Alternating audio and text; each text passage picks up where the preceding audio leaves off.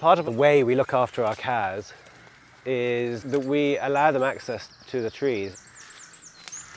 They also browse, which means they have access to woody leaf material, which brings them medication sometimes if they need it.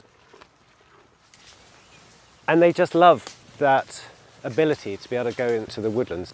We let the cattle out recently into a field and they just ran for the trees because they knew they'd go and find some shelter. That integration of, further integration if you like, of the whole farm process is really lovely to see when the cows are able to move to and from the wooded areas. The way we look after our cattle is to ensure that they are able to keep their herd instinct. So the herd instinct is to move around the fields together. They go and graze together in the morning, they then go and have a drink together, they then lie down together and they get up and so on, and that happens in a cyclical pattern. So it means we've got to have a water trough big enough for them all to go and drink round, and a big enough field so that the cattle can move around during the day depending on where they want to be and where there's shade or where there's trees.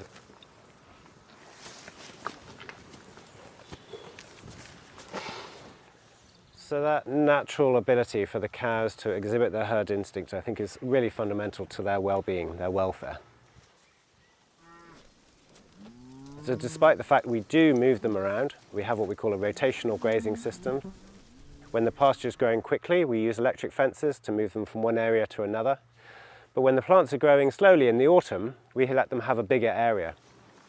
Bringing that intelligence back into the animals and allowing them to have that is fundamental to improving the health of the whole farm through the health of the soil and the cows. So this interconnectedness between all the aspects, allowing the cows to graze across the whole of the farm. And that's something we're developing in what we call a forest farm approach, in that we hope the cows are going to have access to the whole farm eventually. And we may end up fencing off the crops and allowing the cows to roam in their natural herd instinct from one end of the farm to the other when they want to in the autumn.